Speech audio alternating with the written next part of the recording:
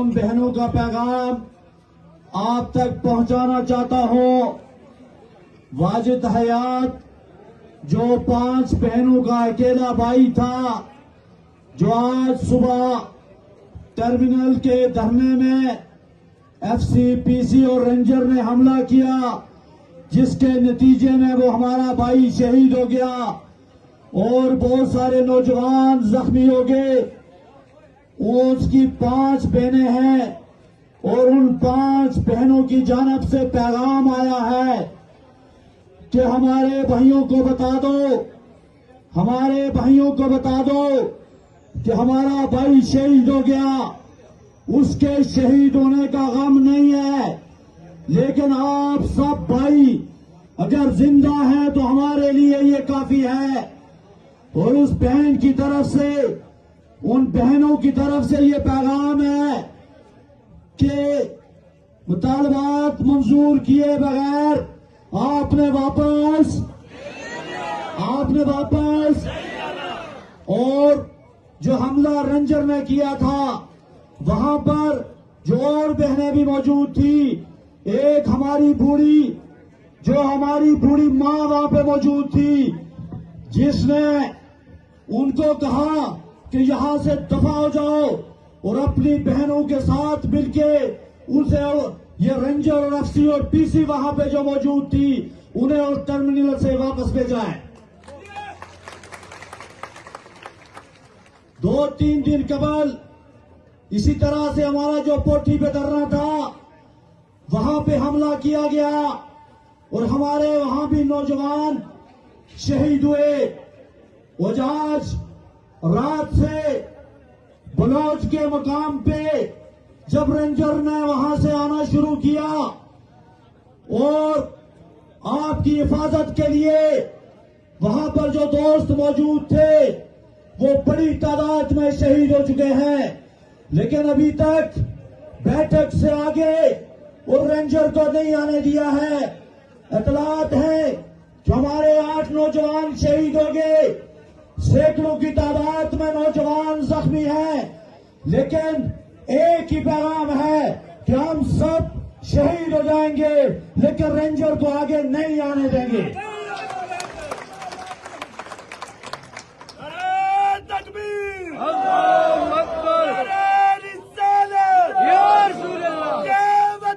हमारा है, ये वतन हमारा है, इसकी खातिर हम लड़ेंगे, इस पे हुकूमत हम करेंगे। मेरे भाइयों, नमाज का टाइम हो रहा, थोड़ा मेहरबानी करेंगे। मेरे भाइयों,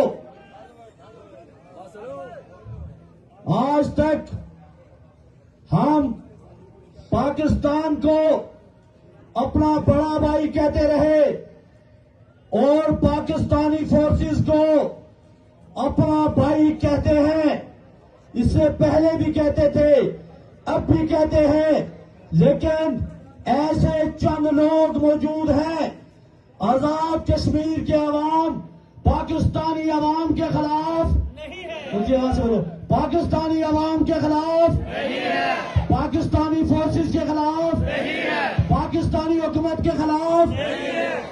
लेकिन कुछ लोग ऐसे मौजूद हैं जिन्होंने ऐसे हालात पैदा कर दिए हैं कि इन फोर्सेस को, जो आजाद कश्मीर के लोग थे, जो आजाद कश्मीर की आवाम थी, आजाद कश्मीर की आवाम ने जब आटा मांगना शुरू किया, जब सस्ती बिजली मांगनी शुरू की, जब अशरफिया की इमरात का खात्मा करने के लिए कहा, तो उस अशरफिया ने जो लूट खसूट करती है, जिसने ऐसा निजाम बनाया हुआ है, जो असेंबलियों में बैठे हुए 53 चोर हैं, जिन चोरों ने अपनी चोरी के लिए, अपने डाके के लिए पाकिस्तान से फोर्सेस को मंगाया और कहा कि हमें तहफ़्फ़ुज़ दो, हमारी चोरी को तहफ़्फ़ुज़ दो,